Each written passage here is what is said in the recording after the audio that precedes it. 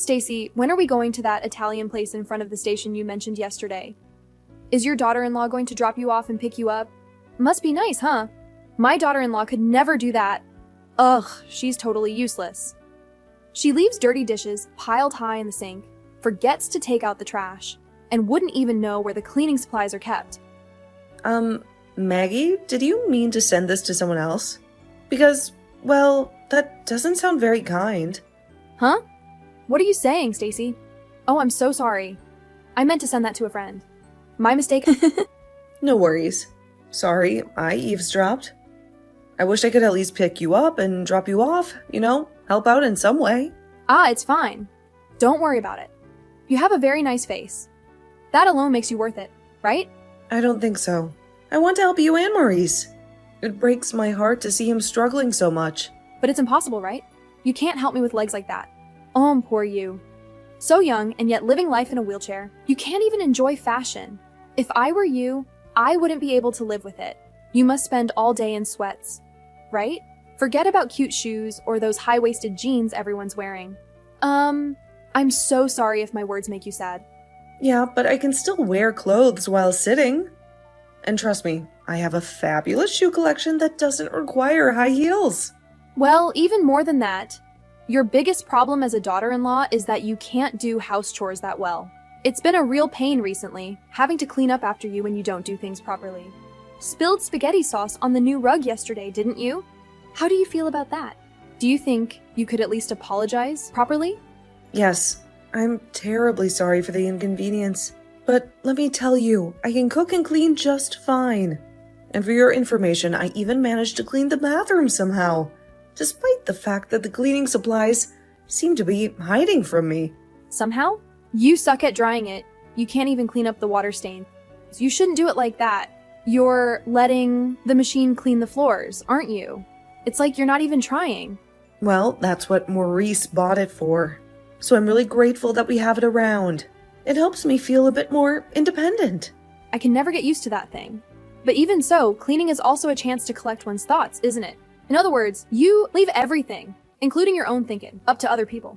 I really hate that kind of attitude. It's like you've given up. I'm sorry. That isn't my intention. I just find some tasks more challenging than others. Why would Maurice want such a defective product like you? If he wanted to satisfy his desire to protect someone, he should have just gotten a pet.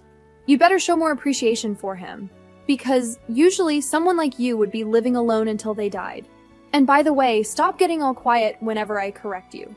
It feels like you're making fun of me. Sorry, but I'm not sure what I should say. I've been thinking about it. It's hard to find the right words when I feel so overwhelmed. I understand. Thank you for taking the time to teach me. See? That's what people would usually say. You don't have enough gratitude. Since we're all living together, from now on, I'll teach you these things properly. If you don't like it, then leave. Sound good?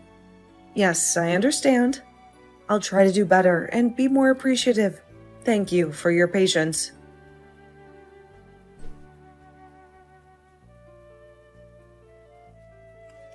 Hey, Stacy, I'm off work. I'm coming home now. The traffic is a nightmare, but I'm pushing through it just to see you. It feels like it's been ages since we've had a proper night together. Oh, great to hear it.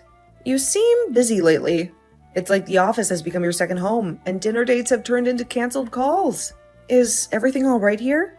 I know, and to think getting home early was one of the reasons I joined this company. But anyway, I've got to work hard right now.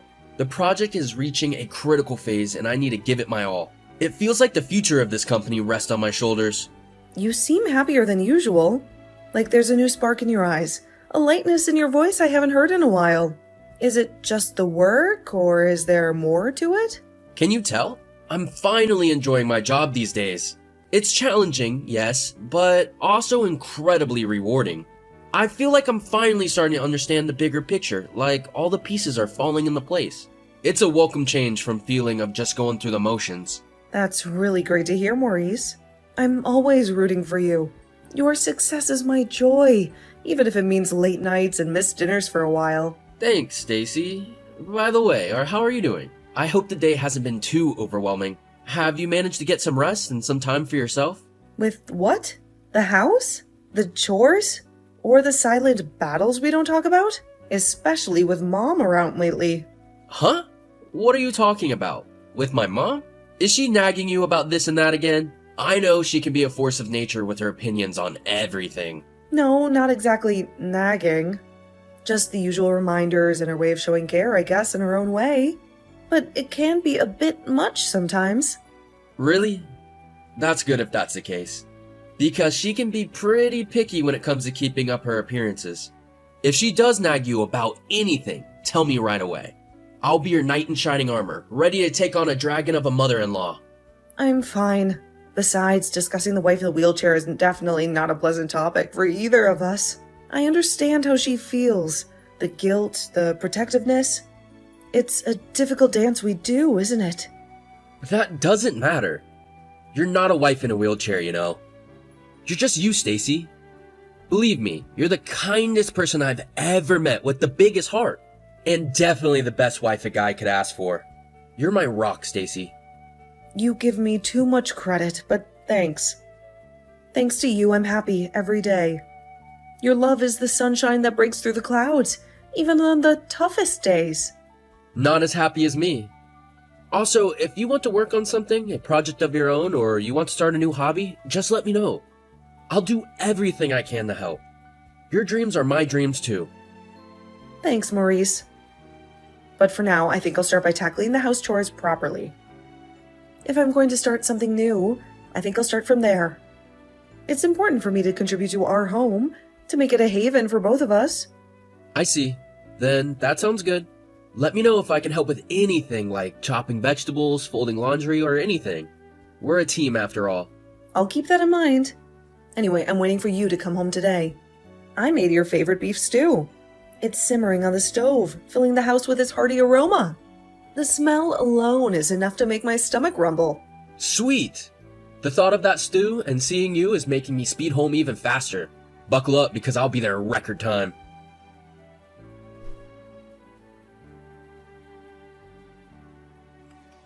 Oh, hey, Maggie.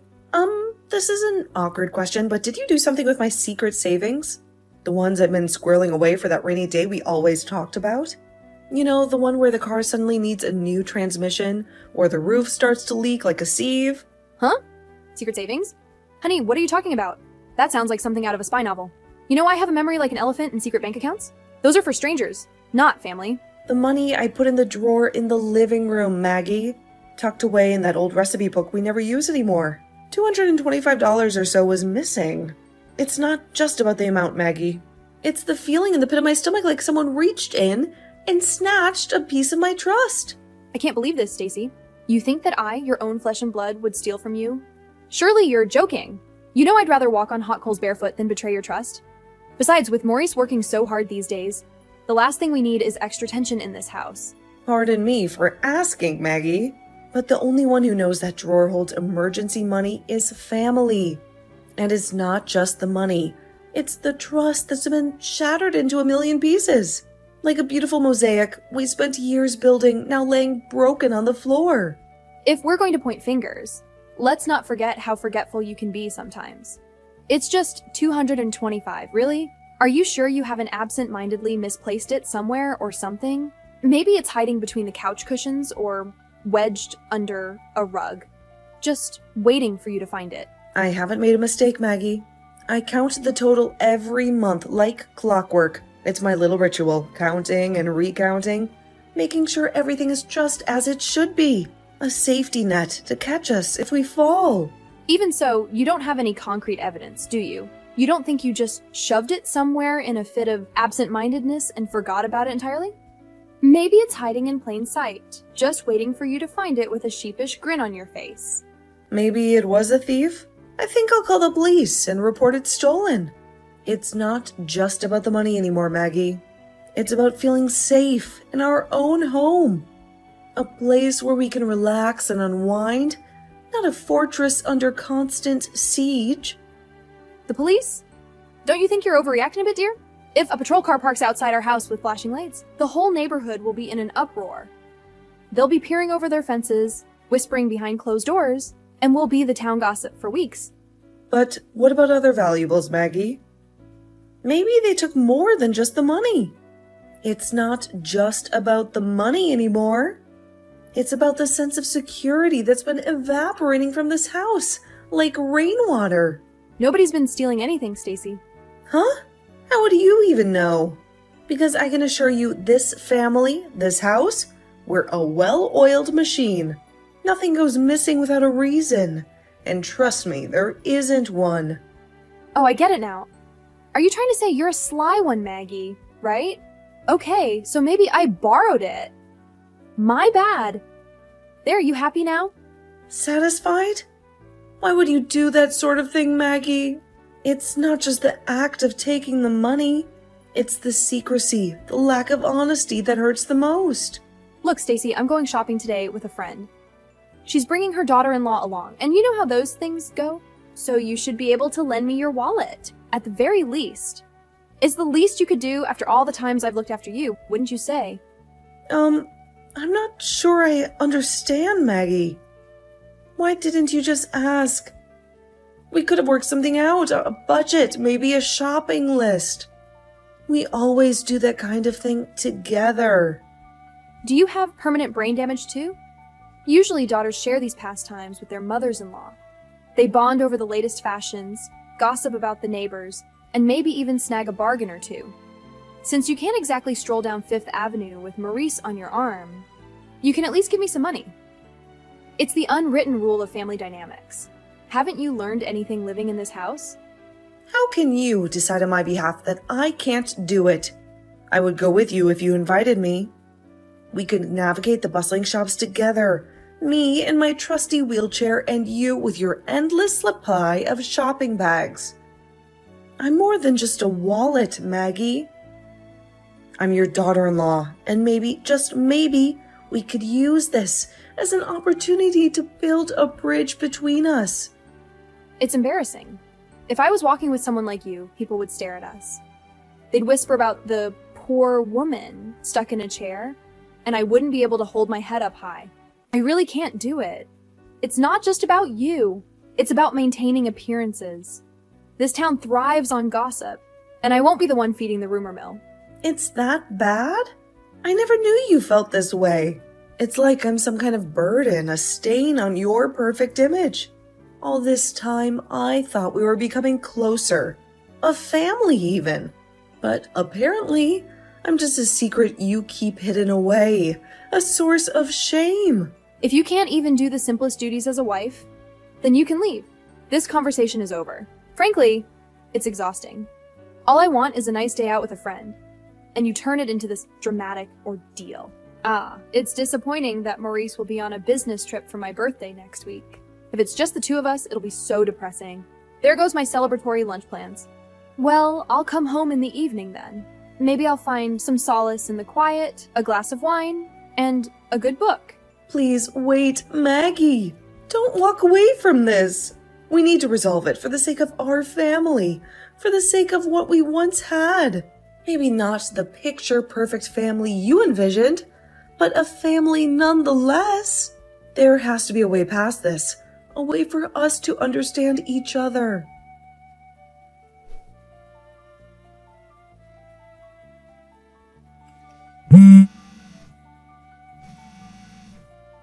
Maggie, there's a fire!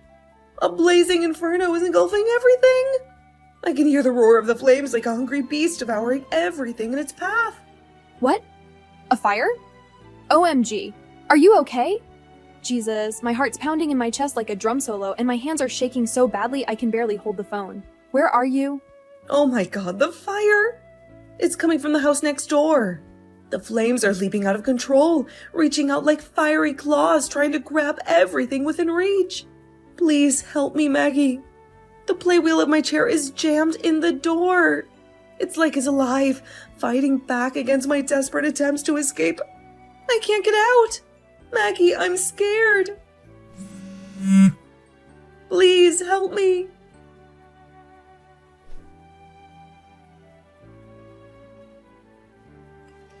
Maurice, you heard about the fire, right?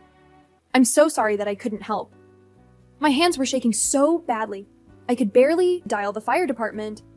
And then, And then Stacy. The thought of her trapped in that inferno. I keep replaying the missed call in my head, her voice filled with panic. What? What on earth are you saying, Mom? No, she's right here. Don't you dare talk about her like that. Well, Mom, you know, the news reports, they can't all be wrong, can they?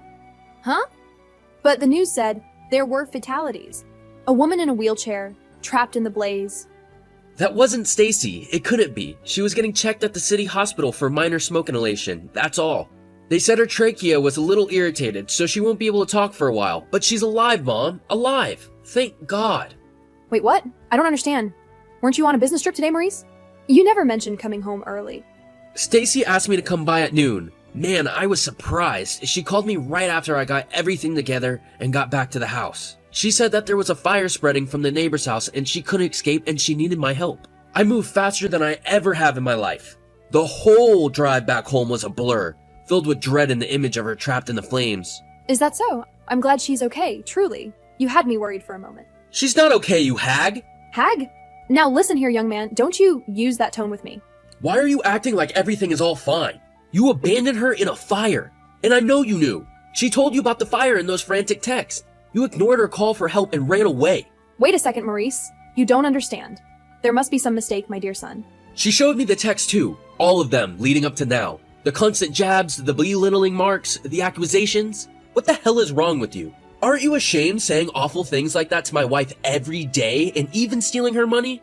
I, for one, am mortified. I feel so sorry for Stacy. And I'm embarrassed to be your son. The woman I love almost died. And I don't even know what to say to you anymore. Listen to me, Maurice. I was just thinking about your happiness first and foremost. Since you were a little boy, you've always loved things like rock climbing and playing outside, scaling every jungle gym with that fearless glint in your eye. You can't exactly do those things with her, can you? Because she's in a wheelchair. It breaks my heart, but it's the truth. You're right, Mom. I can't. But instead, Stacy showed me a whole new world of fun I never knew existed. We go to these cozy little cafes with mismatched furniture and poetry readings, and we even went to a planetarium last week. It felt like we were floating among the stars, just the two of us. Being with her is an adventure every single day, even if it's not the kind you had in mind. What about how it looks to others, Maurice? You're going to be moving up in the world, climbing that corporate ladder one rung at a time. No one can really support you if you have a crippled wife, as you so delicately put it. Sometimes your boss will even come to your house for dinner parties. How will you explain her then? It'll look bad, Maurice, for your career. Explain her? I will simply say she's my wife, the kindest, most compassionate person I've ever met. She's got a heart of gold and a laugh that can chase away any storm cloud. What's the problem with that? And by the way, why do you think I came back early from work today? Don't tell me you actually thought I was taking a half day to celebrate your birthday. Surely, to celebrate my birthday. Wouldn't you? Isn't that what good sons do? Most men my age aren't exactly taking half days off to celebrate their mother's birthday. But Stacy wanted to get on better terms with you, so she set up a surprise party. We were going to bake your favorite cake, the one with mountains of whipped cream. She even convinced me to wear that ridiculous party hat you gave me last year. Ah, is that so? A surprise party, you say? Well, how thoughtful of both of you. I can't live without Stacy, Mom. And yet, you tried to let her die in that fire. You left her trapped in the house, abandoned her call for help, and just ran away. And on top of that, you stole money from her savings. So, I'm cutting you off. No more handouts, no more pretending we're this happy family. Cutting me off? But where will I go? The house burned down, Mom. There's nothing left here, for better and for worse. We're staying at a friend's house now, and we're going to look for a new place for ourselves. A fresh start, you could call it. Wait, Maurice, what will I do? It all burned down? My things, my memories, are they all just gone? I don't know, Mom. You have to figure it out by yourself. Someone as thick-skinned as you should be able to get by without even a house. It doesn't concern me or Stacy any longer. Oh, wait, Maurice, please. Let's talk together one more time. All three of us. Look, if we do it now, it won't be too late. Please celebrate my birthday with me. Maybe then we can start over. Celebrate some stranger's birthday? On top of that, a person who tried to kill my wife? The audacity is astounding. Fine, then please tell Stacy. Tell her I'm sorry. Tell her I apologize and to please not leave me alone. Please, Maurice, I can't be alone. I told her your phone's touchscreen isn't working, so she'll write you a message from mine. Here, have a look. Maggie, you said if Maurice wanted to satisfy his desire to protect someone, he should have just gotten a pet. Remember? I think you were onto something. Really? Why? We've decided we'd be better off getting a goldfish than helping you out right now. Because at least a pet might help us out in an emergency by, alerting the fire department or something.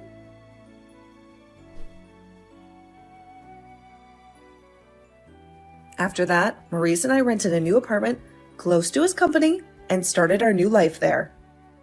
I heard that Maggie, her relatives dwindling, had no choice but to go to her sister's house. Her sister lives on a farm in the countryside, and I heard she has Maggie working all day, doing the farm work she used to make fun of. She messaged Maurice one more time, saying that she would die if she had to work in a place like that, but he left her on red. Now I can laugh about it, but the fear of that day hasn't quite disappeared. But recently, I've thought that maybe I'm glad it happened because of what it resulted in. Because he saved my life, and I was able to let the bridge between me and my mother-in-law burn.